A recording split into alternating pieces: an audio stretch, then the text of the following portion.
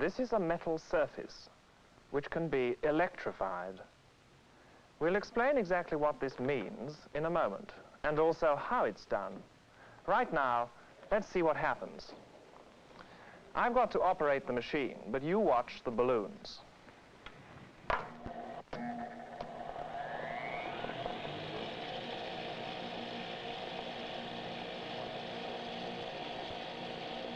Here, obviously, is a force of some kind, and it's not gravity. We've never been able to turn gravity on and off. Nor is it magnetism. Whoever saw a magnet attracting something made of rubber?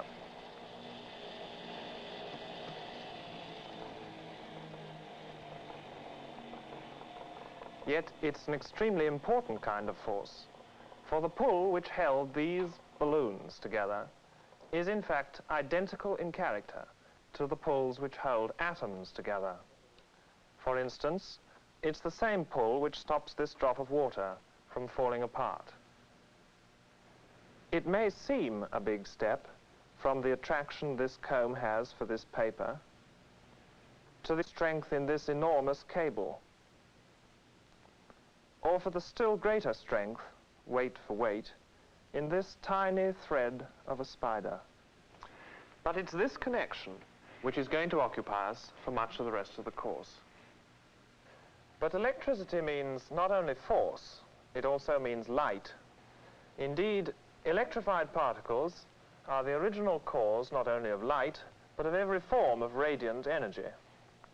Here's an example, but we'll need the lights off to see.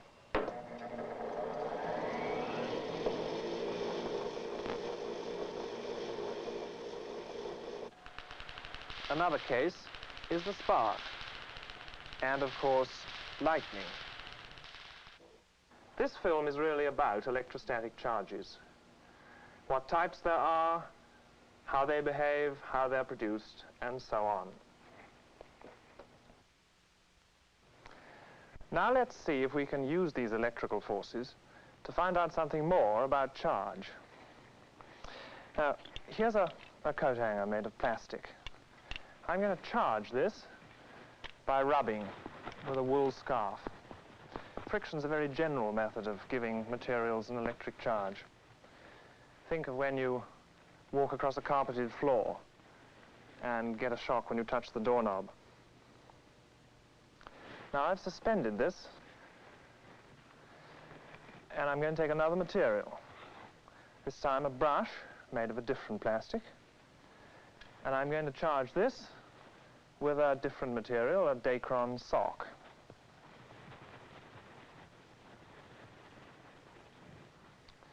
Now, we find that the brush attracts the hanger. What about a comb? I charge it, and this time we get a repulsion, quite strong. Now this is something quite new. We've never met a repulsive force before, and it proves once again that it can't be anything to do with gravity. Gravity never repels. It also proves that there must be at least two ways in which a body may be charged. These two charges are called positive and negative. Now let's see what the reaction is between these. For this I'll have to suspend the brush, which is not quite so easy. There we are. Now, I'm recharging this because things don't hold their charge indefinitely. And this time, we get an attraction. Apparently, differently charged bodies attract each other. How about similarly charged? bodies? Well, we can find out this by taking an identical coat hanger, charging it, and the answer is they repel. This turns out to be a general rule. All sorts of materials can be given a static charge, sometimes positive, sometimes negative. But always, oppositely charged bodies attract, and similarly charged bodies repel. But what are these charges? What is their mechanism? Now, a warning. We haven't as yet given any evidence for this. But later in the course, we shall find that the mechanism's as follows. The two kinds of charge, which we've just discovered, are mirrored at the atomic level, where again, there are two kinds of minute charged particles, positive and negative.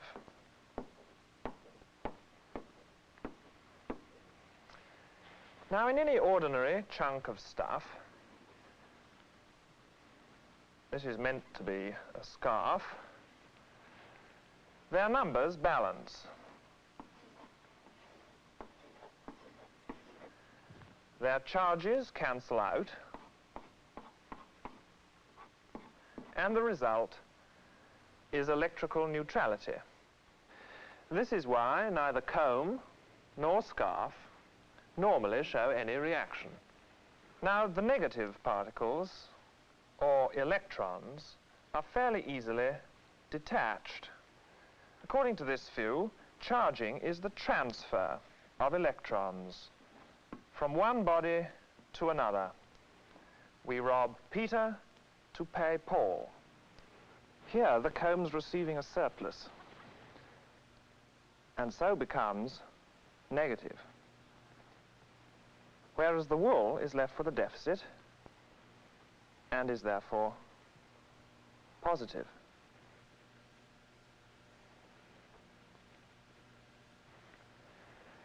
Now, the next thing to find out is whether these surplus electrons can move about or migrate within a charged body. Suppose we take a charged comb and touch this metal wire. If the surplus electrons are free to move along the wire, down this metal rod to those two leaves, both the leaves should receive a similar charge and so repel each other. Now watch. I'm charging the comb, and I touch the wire. The charge on the sphere is instantly shared with the leaves. All metals are good electrical conductors. Now here we have a string instead of the wire.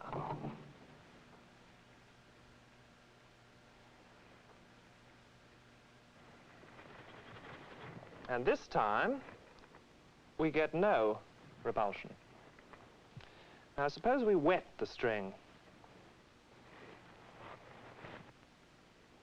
This, by the way, is why electrostatic experiments work better in dry weather.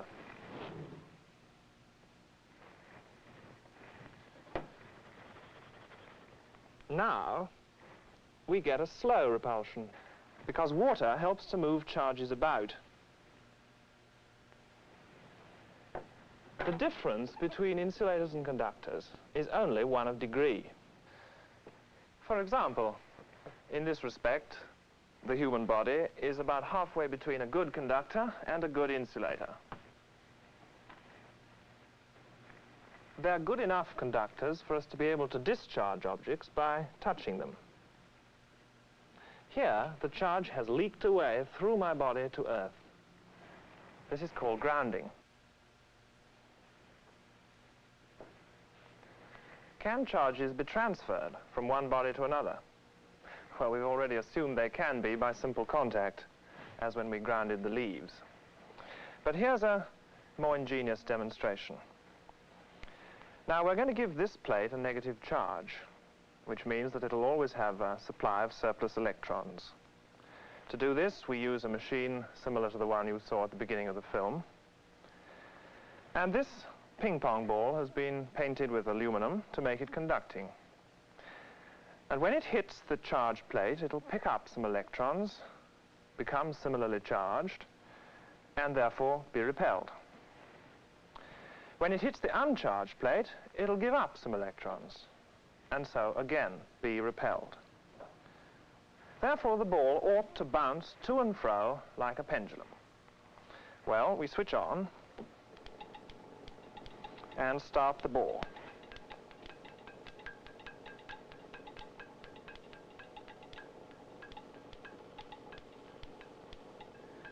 Now, why is the ball going slower? The machine's still going. Let's stop and think. Each time the ball hit this plate, it transferred some more electrons, so that the charge on the plate built up progressively. And this made it harder and harder for the ball to approach. If this explanation's right, we should be able to remove the charge on this plate by grounding, and so restore the situation we had at the beginning. Right?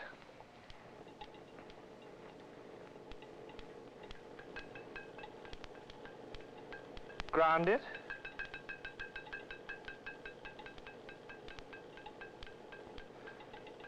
Ground it again, and each time the ball goes faster. So much for transfer of charge by contact. And now, induction of charge. I'll have to give the hanger another rub.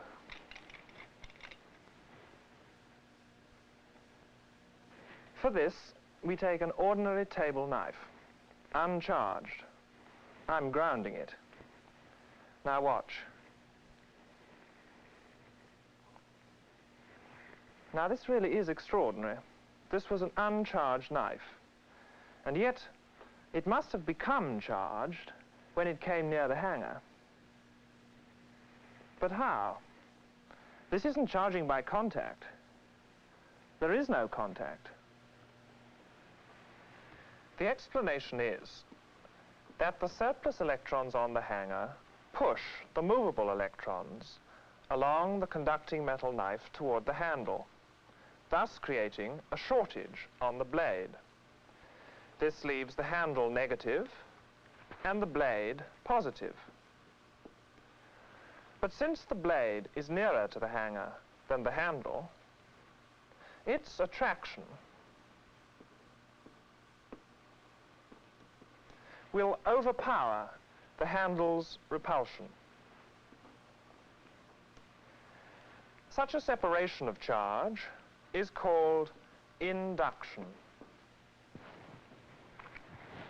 Now, this is not easy to demonstrate. We need a method of labeling charged surfaces, and since this particular method's rather messy, I put on a lab coat and gloves. Here is a yellow and a purple powder, and here is a mixture of the two. When shaken together, friction between the grains gives each powder an opposite charge.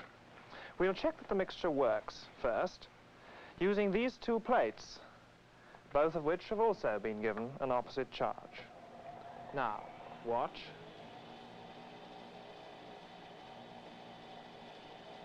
The grains separate. The yellow go to the negative surface and the purple to the positive. Don't, of course, think that charges are colored. This is just a method of labeling them. Next, we'll use this globe to represent the table knife, because the shape of the table knife raises problems. We'll try and induce a charge on it using the usual generator. The generator will be negative, so the induced charges should be positive, purple, negative, yellow. Let's try.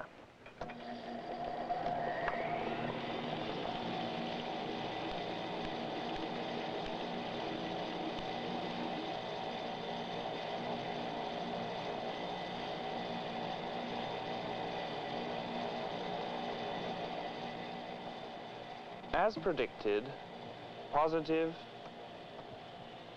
negative. Now let's get all this mess cleared up and go back to the hangar. But charged bodies attract not only uncharged conductors, like the knife, but insulators too.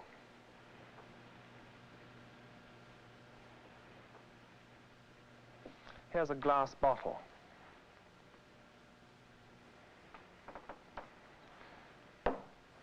Or a wooden-handled brush.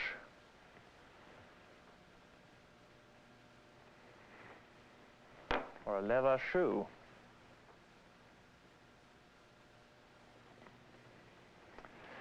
Now, in these cases, we know there cannot be no simple migration of electrons over the insulating surface.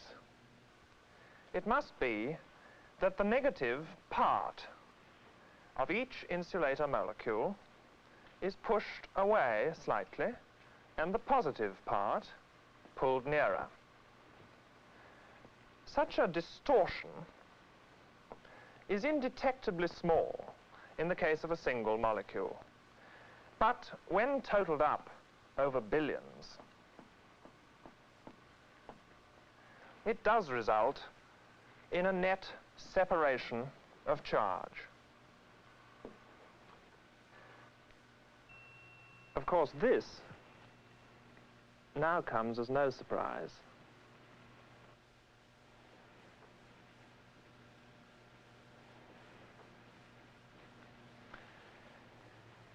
Here's the machine for generating static charge, which we used at the very start.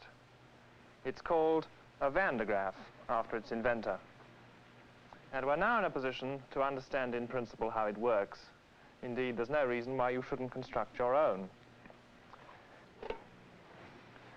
Here's a junior model, which has the advantage that it can be taken apart. The Van de Graaff consists essentially of a hollow metal sphere, separated from the rest of the machine by an insulating column. The aim is to accumulate a charge in the form of surplus electrons on the sphere. And the electrons are carried to the sphere on an endless insulating belt, which travels between two pulleys, here and here, and is driven by a motor. The electrons are sprayed onto the lower end of the belt from the teeth of a charged metal comb. The comb is charged either by induction or from an outside source. The electrons are removed by a second comb.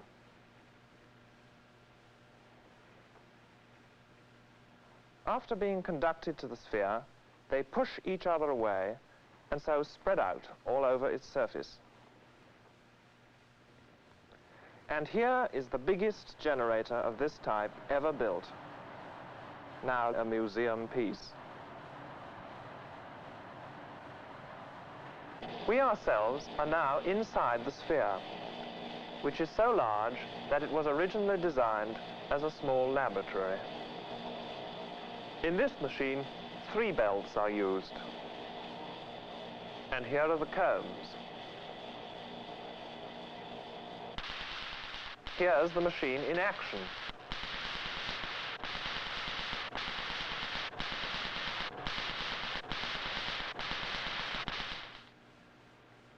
Don't think, however, that the scientific purpose of Van de Graaffs is to produce sparks.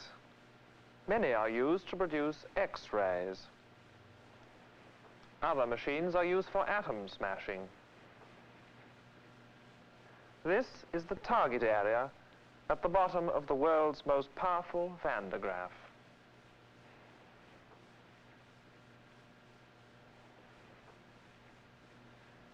Now we need a convenient and sensitive way of detecting charge. The powder method was altogether too clumsy. For this purpose, a good instrument is the electroscope. Its essential feature is a pair of metal leaves. Whenever this rod becomes charged, the leaves fly apart. Now I'm going to charge the electroscope by simple contact.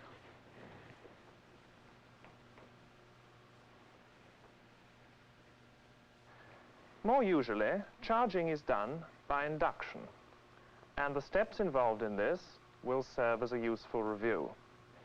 We saw that a charge body can induce a charge in nearby objects which were previously uncharged, both insulators, like the bottle, and conductors, like the rod and leaves. Charges can also be transferred by direct contact. A particular case is grounding. Here it's the negatives which are grounded, because the positives are still strongly attracted by the comb. Materials in which charges are free to migrate are called conductors. Those in which they are not free to migrate are called insulators. We can now use the charged electroscope, for instance, to detect the sign of unknown charges. But here's a different, interesting application of the instrument. If air were a perfect insulator, a charge, once placed on the leaf system, could never leak away. It would stay constant with time. In practice, depending on conditions, the leaves do slowly collapse. The rate of their collapse is, of course, a measure of the rate of charge leakage. Here they're collapsing faster. Things which are particularly effective in destroying the insulating properties of air are X-rays. Now watch, this happens quickly.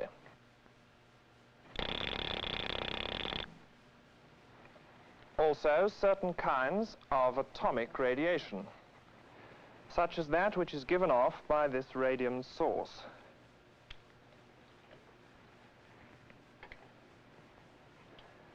Now, this isn't the sort of thing you fool around with.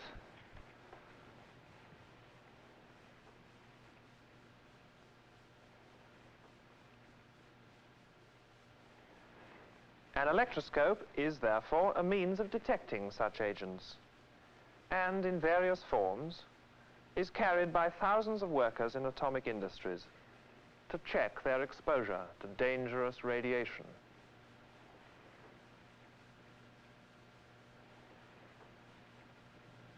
Finally, an intriguing problem.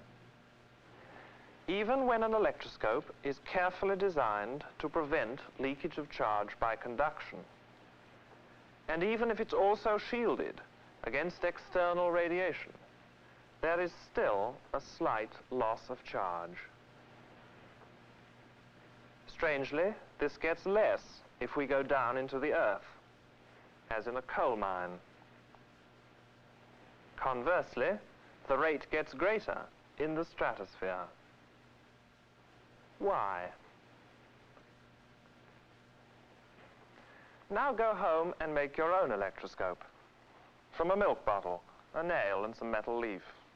And your own Van de Graaff, from anything you can find around the house. And try and explore some of these questions for yourselves.